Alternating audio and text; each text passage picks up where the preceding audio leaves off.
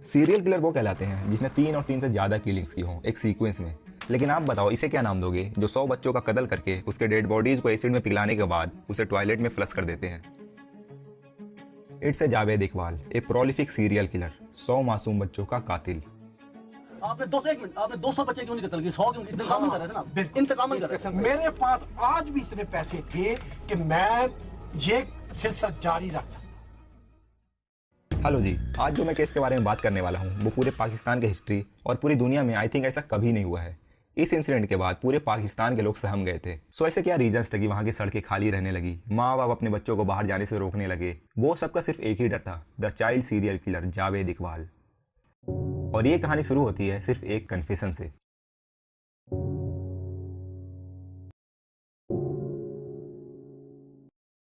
नवंबर 1999, Lahore. Police रोज के कामों में बिजी होती है और अपना मेल बॉक्स चेक करते हैं तो उन्हें एक लेटर मिलती है, एक खौफनाक कन्फेशन। मेरी गिनती 100 पर खत्म होती है। यहाँ मेरा मिशन पूरा हुआ। मेरे आंखों में आंसू है। मैं ये मैसेज दुनिया को पहुंचाऊंगा। मैं सैकड़ों माओं को रुलाऊंगा। मैं उनको बच्चों को अगली दुनिया में बगैर कफन के गटर के जरिए भेजूंगा। उस लेटर में एक एक बच्चे का नाम, पता और किस जरिए से उसका कत्ल किया गया था सब कुछ डिटेल्स में लिखा था। कितना टाइम लगा उसके बॉडीज को एसिड में डिसॉल्व होने में और एसिड का खर्चा कितना आया, और आखिर में घर का पता दिया हुआ था, 16B Ravi road. Deputy superintendent of police Tariq combo अपने साथ कुछ ऑफिसर्स लेकर पते पर पहुंचते हैं और दरवाजा खटखटाने पर एक शख्स बाहर आता है, जावेद इकबाल, उम्र 38 साल। पुलिस उसे खत के लिए सवाल करती है और डिटेल्स मांगती है। जावेद का बिहेवियर बिल्कुल बदल जाता है। वो अपने सर पर बंदूक रखकर कहता है अगर वो वहां से नहीं गए तो वो खुद को गोली मार लेगा। और अनफॉर्चुनेटली पुलिस इस पर विश्वास कर लेती है। वो बिना इसे रोके, बिना इससे कुछ और सवाल पूछे और बिना इसके घर की तलाशी लिए उसके घर से चली जाती है। उसे लगता है ये कोई मजाकिया है, ये 100 बच्चों का कत्ल नहीं कर सकता। उसे कुछ आइडिया नहीं था वो किसके घर से गए हैं। From the deadliest serial killer in Pakistan history. 22 नवंबर 1999, जावेद दूसरा खत भेजता है, इस बार एक न्यूज चैनल को, डेली जंग न्यूज, और वो पैकेज वहाँ के चीफ क्राइम रिपोर्टर को मिलती है। वो पैकेज खोलते हैं तो उन्हें बच्चों की तस्वीरें मिलती है और एक खत जिस पर लिखा था, आज मेरे 100 बच्चों का कत्ल करने का वादा पूरा होता है। आपको साथ ही वो सभी बच्चे की तस्वीरें मिलेगी, कौन है वो और कहाँ से। और मैं चाहता हूँ आप अपने अखबार के जरिए इस दुनिया को बताओ मैंने क्या किया। मैं 32 पेज की डायरी आपको दे रहा हूँ, वो मेरे 100 कत्लों का कंप्लीट कन्फेशन है। आप मेरे मकान पे जाओ तो सब सबूत मिल जाएगी, और जब आपको मालूम होगा मैंने क्या अचीव किया है तो पूरी दुनिया हैरान रह जाएगी। मैंने पहला कत्ल 14 साल के बच्चे का किया था। उसे संतरे जूस में नींद की गोलियां मिलाकर दे दी, और जब वो सो रहा था मैंने उसे गैस मास्क पहनाकर साइनाइड दे दी, और 10 सेकंड में उसकी मौत हो गई। फिर मैंने उसकी बॉडी को एसिड के ड्रम में डाल दिया और एक रात में उसकी बॉडी लिक्विड में बदल गई। उसके बाद मैंने हर एक रात एक एक कत्ल किए और उसके बॉडी को डिस्पोज किए। मैं हूं जावेद इकबाल। अब क्राइम रिपोर्टर के पास दो रास्ते थे, पहला कि वो इस पर यकीन ना करे, और दूसरा शायद जावेद ने जुर्म किया हो। वो अपने कलीग के साथ बिना देर किए पते पर पहुंचते हैं, लेकिन गेट पर ताला लगा होता है। तो रिपोर्टर दीवार फांदकर घर में घुसते हैं तो पूरे घर में एक अजीब सी महक थी। सामने उन्हें 85 जूते मिलते हैं और एक बोरी जिसमें बच्चों के कपड़े होते हैं, और साथ ही नींद की गोलियां और बच्चों के खेलने के लिए गेम्स, और एक कमरे में एसिड के ड्रम पड़े होते हैं जिसमें से बदबूदार महक आ रही होती है। मैंने जब ड्रम खोला तो आप सोच भी नहीं सकते मेरी क्या हालत हुई। उसमें लोथड़े थे और एसिड से मेरे हाथ जल गए, और उसको वो सब कुछ वहाँ मौजूद था। दीवार पर उन्हें कार्ड चिपके हुए मिलते हैं जिस पर अलग अलग डिटेल्स लिखी हुई थी। मैंने जानबूझकर कुछ बॉडीज को डिसॉल्व नहीं किया ताकि अथॉरिटी उसे पहचान सके, और मैं अब रावी नदी में सुसाइड करने जा रहा हूँ। 3 दिसंबर आ चुकी थी और अखबार ये स्टोरी को प्रिंट करने का डिसाइड करती है। वो फ्रंट पेज पर एक शॉकिंग हेडलाइन चलाते हैं। अखबार की यह खबर पब्लिक तक पहुंचती है और साथ ही 57 बच्चों के नाम और पता, जिनके बाद उनके घर के बाहर बच्चों के माँ बाप की भीड़ लग जाती है। जब माँ बाप अपने बच्चों के जूते कपड़े पहचानते हैं तो वो जिस तरह से रोते हैं, उन पर जो बीतती है मैं उसे अपने लफ्जों में बयान नहीं कर सकता। एंड आई थिंक दुनिया में उनके अलावा उनका दर्द कोई और समझ भी नहीं सकता। पुलिस के पास कन्फेशन थी, उनके पास मर्डर की डिटेल सबूत थी, उनके पास क्राइम सीन थी, उनके पास बॉडीज की पार्ट्स थी, लेकिन उनके कस्टडी में कोई सस्पेक्ट नहीं था। जावेद इकबाल फरार था और उसे खोजने के लिए पाकिस्तान पुलिस अपने हिस्ट्री की सबसे बड़ी सर्च ऑपरेशन लॉन्च करती है। हफ्ते गुजर जाते हैं लेकिन जावेद का कुछ पता नहीं था। जैसा कि जावेद ने अपने कन्फेशन में कहा था कि वो रावी नदी में सुसाइड करने जा रहा है, तो पुलिस भी रावी नदी में डेड बॉडी को खोजने की कोशिश करती है, लेकिन उन्हें कोई भी डेड बॉडी नहीं मिलती। पुलिस अपनी उम्मीदें खो रही थी और फिर उन्हें वो खबर मिलती है जिसका वो बेसब्री से इंतजार कर रहे थे। जावेद इकबाल डेली जंग अखबार के ऑफिस में आता है और अंदर दाखिल होते ही खुद को सरेंडर करता है। मैं हूँ जावेद इकबाल, 100 बच्चों का कातिल। मुझे इस दुनिया से नफरत है। मुझे अपने किए पर कोई पछतावा नहीं। मैं मरने के लिए तैयार हूँ। मैंने 100 बच्चों का कत्ल किया है। मैं 500 का भी कर सकता था, लेकिन मैं अपने वादे को तोड़ना नहीं चाहता। वो घंटों तक जर्नलिस्ट को मर्डर की एक एक डिटेल्स देता रहा, कैसे मर्डर कमिट किए, कैसे उसने बॉडी को डिस्पोज करी। आपने 200 बच्चे क्यों नहीं कत्ल किए? 100 क्यों? इंतकाम कर रहे थे ना, इंतकाम कर रहे थे। मेरे पास आज भी इतने पैसे थे कि मैं ये सिलसिला जारी रख सकता था। कितने पैसे? अगर कल को आप जो जितने मारे हैं उनमें से 3-4 बच्चे घरों को वापस आ गए, फिर आपका सारा ये कोई नहीं आएगा। किस तरह आप कहते हैं कोई नहीं आएगा? किस तरह? अच्छा ऑफिस में बैठे लोग शौक में थे। वो अथॉरिटी को इन्फॉर्म करते हैं और कुछ ही मिनटों में 100 से ज्यादा सोल्जर उनके ऑफिस को चारों तरफ से घेर लेते हैं। इंटेरोगेशन के बाद जावेद खुद के बारे में बताता है। कहता है वो पुलिस सिस्टम की लापरवाही और इनजस्टिस का शिकार था।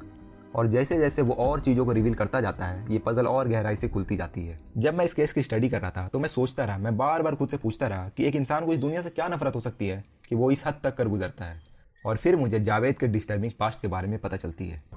जावेद एक बेल्दी फैमिली की छठी औलाद था, अपनी 4 बहनें और 5 भाई में, और इनके फादर एक सक्सेसफुल बिजनेसमैन थे। जावेद बचपन से ही बहुत इंटेलिजेंट और चालाक लड़का था, लेकिन वो अपने बहन भाइयों के साथ बार बार कंपैरिजन की वजह से उसमें सीरियस एग्रेशन पैदा होने लगती है। वो दूसरों बच्चों पर फिजिकली अटैक किया करता, वो जानवरों को भी मार डालता। इनके भाई के अकॉर्डिंग वो बहुत वायलेंट और अजीब था। वक्त के साथ साथ वो अपनी फैमिली के लिए परेशानियां खड़ी करने लगा। वो अक्सर रात में सबको जगाकर अपने पीछे लाइन में खड़े होने को कहता, ऐसा कि जैसे इस पर किसी का साया हो। वो कोई उसके ऊपर किसी चीज़ का साया था। एक बुजुर्ग ने कहा था कि ये बंदा बड़ा नाम पैदा करेगा, बड़ा नाम पैदा करेगा, चाहे बुराई में करे चाहे अच्छाई में करे। इस्लामिया कॉलेज से पास आउट होने के बाद उनके पिता ने उसे एक लोहे का बिजनेस सेटअप करके दिया, और वहाँ वो मोस्टली बच्चों को रखता। वो हमेशा बच्चों से घिरा रहता और बच्चों को उन्हें कम तनख्वाह भी देनी पड़ती। लेकिन इसके पीछे एक और वजह थी। Javed was a homosexual with a pedophilic disorder. वो बच्चों से सेक्सुअली अट्रैक्ट होता था। 1983 जावेद सालों तक अपने माँ बाप को अरेंज मैरिज से इनकार करने के बाद वो फाइनली अनाउंस करता है कि वो अपनी पसंद की लड़की से शादी करने वाला है। वो लड़की कोई और नहीं बल्कि जावेद के साथ रह रहे एक बच्चे की बड़ी बहन थी। लेकिन बाद में हमें पता चलती है कि वो अपने साथ रह रहे बच्चे से दूर नहीं जाना चाहता था, इसलिए उसने उसकी बहन से शादी कर ली। खैर, वक्त के साथ साथ उसके अंदर सेक्सुअल एग्रेशन और बढ़ने लगती है। वो अपने एरिया के एक वेल नोन आदमी के बेटे के साथ सेक्सुअल असॉल्ट कर बैठता है, और ये बात एरिया के बुजुर्गों के पास जा पहुंचती है। जावेद कबूल करता है कि ये मैंने किया, और एक लेटर लिखता है जिसमें ये दोबारा ना करने की कसम खाता है। लेटर की कॉपीज पूरे एरिया में चिपकाई जाती है, और उसे अपने हरकतों के लिए एरिया के 100 दुकानों में जाकर माफी मांगनी पड़ती है। बाद में वो एक आर्केड वीडियो गेम शॉप खोलता है जहां वो बच्चों के लिए सस्ते दाम रखता, और जैसे एक लॉलीपॉप पर मक्खियां जमा हो जाती है वैसे ही वहां के गली के बच्चे सारा दिन यहाँ कर गेम खेलते। जावेद इसी मौके का फायदा उठाता है और वो जमीन पर 100 का नोट्स रखता, इस उम्मीद में कि कोई बच्चा इस नोट को जरूर उठाएगा। फिर वो शक में आकर बच्चों को लाइन में खड़े करता और एक एक करके उन्हें प्राइवेट रूम में ले जाकर उन्हें तलाशी देने को कहता, और साथ ही उनके साथ सेक्सुअल असॉल्ट करता। कभी कभार वो बच्चों को पैसे भी दे दिया करता था उसे खुश रखने के लिए। एरिया के लोग इससे पूछा करते, तुम हमेशा बच्चों से घिरे हुए क्यों रहते हो? तो जावेद कहता कि उन्हें बच्चों से बहुत हमदर्दी है, वो बच्चों का ख्याल रखना चाहता है और उनसे मोहब्बत करता है। लेकिन माँ बाप अपने बच्चों को गेमिंग जोन जाने से मना कर देते हैं, जिसके बाद जावेद एक जिम और एक्वेरियम खोलता है जहाँ बच्चे आया करें। और दूसरी चीज़, वो एक एयर कंडीशनिंग स्कूल सेटअप करता है, सनी साइड स्कूल, एग्जैक्टली इसी मकसद के लिए। लेकिन स्कूल फेल हो जाती है, पेरेंट्स अपने बच्चों को स्कूल में दाखिला नहीं कराते, और इस तरह से जावेद और भी मल्टीपल बिजनेसेस सेटअप करता है, लेकिन सभी फेल रहती है। इन लेट 1990 एक पिता कंप्लेंट करता है कि जावेद ने उसके बेटे का रेप किया है। पुलिस जावेद को ढूंढने की कोशिश करती है, लेकिन जावेद फरार था, और वो जावेद के पिता और उनके 2 भाइयों को अरेस्ट कर लेती है और उन्हें 7 दिन तक जेल में रखती है। लेकिन जावेद अभी तक खुद को सरेंडर नहीं करता, और 8वें दिन पुलिस एक और को अरेस्ट करती है। इस बार एक बच्चा जो जावेद के घर में रहा करता था, उसे पुलिस स्टेशन लाया जाता है, और इसके कुछ ही घंटों बाद फाइनली जावेद अथॉरिटी के सामने खुद को सरेंडर करता है और बच्चों को छुड़ाने की मांग करता है। जावेद अब किसी तरह से पुलिस और जिसने इस पर रेप का चार्ज लगाया था उसे रिश्वत देकर खुद पर लगे सभी चार्जेस को हटवा देता है, और फिर इसे बेल मिल जाती है। जावेद की इस बिहेवियर की वजह से उसकी बीवी उसे छोड़ देती है, और इसके बाद जावेद एक और शादी करता है, और वो शादी भी 1 साल के अंदर टूट जाती है। 1993 इनके पिता की मौत हो जाती है, और इनके पिता के जाने के बाद इन्हें वसीयत में 30 लाख रुपए मिलते हैं, और वो उस पैसे से राना टाउन में एक विला बनाता है। वो वीडियोग्राफी का शौकीन भी था, इसलिए अपने लाइफ के सभी एस्पेक्ट को रिकॉर्ड करता है, इंक्लूडिंग हिज हाउस। इसकी प्रॉपर्टी बहुत बड़ी और इंप्रेसिव थी, with A pool, wild animals and spacious underground area. I love my palace. It has exotic flowers and wild animals, including tigers, monkeys, and snakes. These were the happiest days of my life. I had such fun and great times with my friends. वो अब young बच्चों को attract करने के लिए एक method का इस्तेमाल करता है, पेन फ्रेंड्स। पेन फ्रेंड्स के जरिए वो उन बच्चों को लेटर भेजकर बातें क्या करता है और अपने फोटोज वगैरह भेजता है जिनसे वो एज ए पर्सन कभी ना मिला हो, और इसके बदले में वो सभी पेन फ्रेंड्स के फोटोज को रिसीव करता है और उसमें से सबसे अट्रैक्टिव बच्चों को शॉर्टलिस्ट करता है, और फिर वो उसे रेगुलरली बातचीत करना शुरू करता और उसे ढेरों सारे गिफ्ट भेजता और किसी तरह से उन्हें मैनिपुलेट करता अपने न्यूड फोटोग्राफ्स को भेजने के लिए और फिर उनसे मिलने भी जाया करता। उसको किसी ने कहा कि भाई तुम इतनी तेज़ी से जो पैसा खर्च कर रहे हो, कल को तुम ज़िंदगी कैसे गुजारोगे? तो उसने कहा मुझे ज़िंदगी गुजारने की ज़रूरत क्या है, मैं पिस्तौल पकड़ूंगा, कन पट्टी पे रखूंगा, गोली मारूंगा। 1997 आ चुकी थी। इसके लगातार खर्च करने की वजह से इसके पास पैसे नहीं बचे थे और फिर उसे अपनी प्रॉपर्टी बेचनी पड़ती है और वो लाहौर की तरफ निकल जाता है। लाहौर में बसी दाता दरबार साउथ एशिया की सबसे बड़ी सूफी श्राइन है जहाँ लोग ज़रूरतमंदों को खाना डोनेट करते। बच्चे यहाँ खाने और रहने की तलाश में आया करते।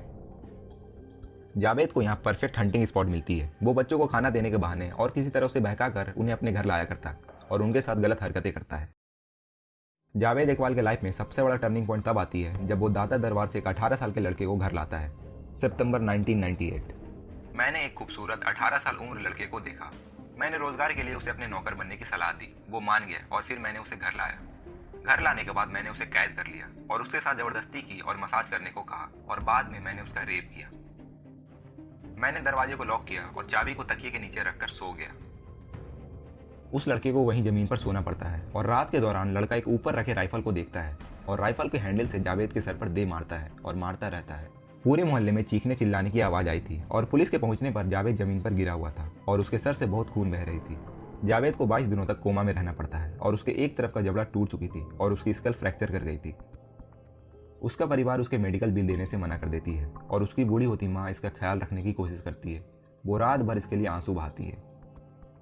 इंक्वायरी के बाद जावेद पर रेप का चार्ज लगता है लेकिन बाद में बेल मिल जाती है। लेकिन इस इंसिडेंट की वजह से जावेद के दिल में यंग बच्चों के लिए कहीं ज़्यादा नफरत पैदा हो चुकी थी और दूसरी चीज़ वो अपनी माँ को रोता हुआ नहीं देख सकता था और वो अपनी माँ का रोने का बदला 100 माओं को रुला कर लेना चाहता था। क्लिनिकल साइकोलॉजिस्ट अख्तर अली कहते हैं कि यह हादसा जावेद के अंदर बसे हैवान को बाहर ले आती है। जावेद जिन्होंने अपनी पूरी जिंदगी बदमाशी में गुजारी, जो चाहा वो किया, लेकिन वो इस हादसे को एक्सेप्ट करने के लिए तैयार नहीं था। जावेद अपनी मेडिकल खर्चे को देने के लिए बाकी बची कुछ सभी चीज़ें बेच देता है और अब वो एक रेंटल मकान में रहने लगता है, 13B रावी रोड। कुछ महीने बाद जावेद की बूढ़ी माँ की भी मौत हो जाती है और जावेद अब बदले की आग में जल रहा था। मुझे बुरी तरीके से मारा गया, मेरा सर कुचल दिया गया, मुझे अकेले छोड़ दिया गया, मेरी माँ को रुलाया गया, मुझे इस दुनिया से नफरत है। मैं 100 माओं को रुलाऊंगा, बिल्कुल जैसे मेरी माँ रोई थी। मैं उनके बदले के लिए ये सब कर रहा हूँ। मई 1999 जावेद अपने बदले का सिलसिला शुरू करता है और सिर्फ 147 डेज में शहर से 100 बच्चे गायब होते हैं। मेरे पहले कत्ल के कामयाबी के बाद ये जंग की ऐलान हो चुकी है। मैंने डेड बॉडी को पिघलाने के लिए एक बेहतर तरीका निकाला। मैंने सल्फ्यूरिक एसिड और हाइड्रोक्लोरिक एसिड को मिक्स करके मर्डर किए हुए बॉडी को एसिड के ड्रम में डाल दिया और सिर्फ 12 घंटे के अंदर पूरी बॉडी लिक्विड में बदल गई। 13th of August Friday, I murdered 3 boys. They don't belong to their parents or anyone else. No one will miss them. No one will care. वो कत्ल करने से पहले बच्चों की तस्वीरें लेता और फिर वो उन्हें बाहर अच्छा सा खाना खिलाता और घर वापस लाने के बाद उनके साथ घिनौनी हरकतें करता और आखिर में जब बच्चे टीवी देख रहे होते हैं तब जावेद उनके गले में चैन मारकर मार देता और फिर उनके बॉडीज को एसिड के ड्रम में डाल देता और वो ऐसा लगातार 100 मासूम बच्चों के साथ करता है।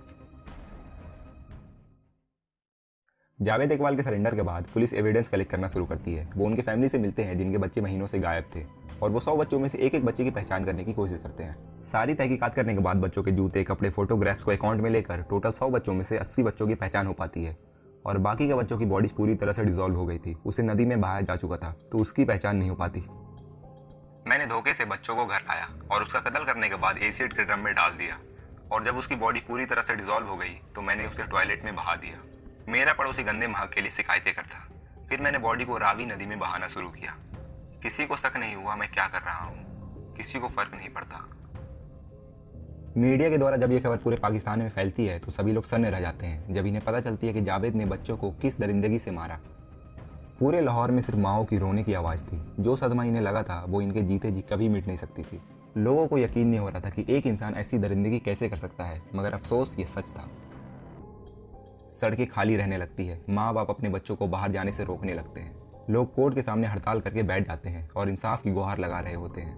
18 फरवरी 2000 जावेद और उनके क्राइम में साथ देने वाले 3 लोग जो तीनों नाबालिग थे उन पर कोर्ट के ट्रायल शुरू होते हैं और कोर्ट के सामने सभी सबूत पेश की जाती है और 105 गवाह भी पेश किए जाते हैं जिसमें से 73 गवाह बच्चों के फैमिली मेंबर के थे। और इसमें सबसे इंटरेस्टिंग चीज़ ये थी कि जावेद के कन्फेशन के बाद सभी सबूतों को मिलने के बाद जावेद खुद को निर्दोष ठहराने की कोशिश करता है। वो अपना स्टेटमेंट कई बार बदलने की कोशिश करता है। पहले कहता है कि उसने असल में किसी बच्चों का कत्ल नहीं किया, वो सभी बच्चे जिंदा हैं और ये सब पब्लिसिटी स्टंट थी।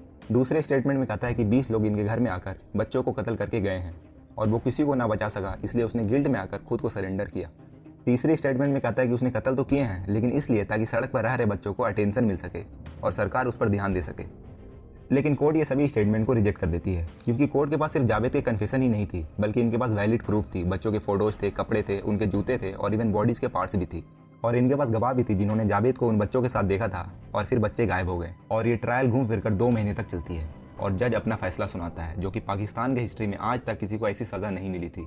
After that, his dead body should be cut into 100 pieces and the same should be put in a drum containing the acid, which has been the formula which has been described by him. Javed के साथी साजिद को 686 साल की सज़ा सुनाई जाती है और नदीम को 186 साल की, और साबिर जो सिर्फ 13 साल का था उसे अगले 42 साल तक जेल में रहने का हुक्म दिया जाता है। सो बेसिकली उम्र कैद दी जाती है। और ये सब कह जावेद वही सज़ा भुगतने वाला था जो उन्होंने बच्चों के साथ किया। जावेद को 100 बार फांसी दी जाएगी, वही चेन से जिससे उसने बच्चों का कत्ल किया। इसके शरीर को 100 पार्ट्स में काटा जाएगा और एक एक करके पार्ट्स को एसिड में डुबाया जाएगा, बिल्कुल जैसे उसने बच्चों के साथ किया। एक इंसान को इस तरह से पनिशमेंट देना ये ह्यूमन राइट्स को वायलेट करती है और यही चीज़ हमें पाकिस्तान में भी देखने को मिलती है। पाकिस्तान के इंटीरियर मिनिस्टर ये सज़ा को कंडेम करते हैं और साथ ही फॉरेन NGOs भी जावेद के सपोर्ट में आते हैं, लेकिन इससे ज़्यादा कुछ फ़ायदा नहीं होता। जो सज़ा जावेद को सुनाई गई थी वो अब कन्फर्म हो चुकी थी। 9 अक्टूबर 2001 Kot Lakhpat maximum security jail block 7 में जावेद इकबाल अपने पार्टनर के साथ मरा हुआ पाया जाता है। इनिशियल रिपोर्ट से ये पता चलती है कि जावेद और साजिद ने अपने बेडशीट का फंदा बनाकर सुसाइड कर लिया, लेकिन दोनों मुजरिम को एक ही तरह एक ही टाइम पर मर जाना ये सवाल खड़ी करती है कि ये वाकई सुसाइड था या इसे मारा गया।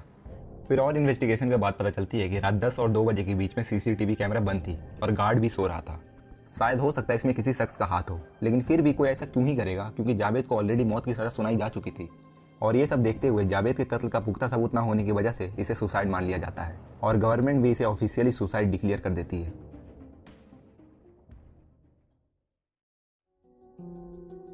इस इंसिडेंट को बीते 20 साल हो गए हैं, लेकिन हम इसे भूल नहीं सकते। 100 परिवार जिसने अपने भाई, कजन, दोस्त और अपने बेटे खोए, उनका सदमा अभी भी ताजा है। सभी बच्चे शहर में एक उम्मीद लेकर आए थे, एक नई जिंदगी की तलाश में, और उन्हें बेदर्दी से कत्ल कर दिया गया।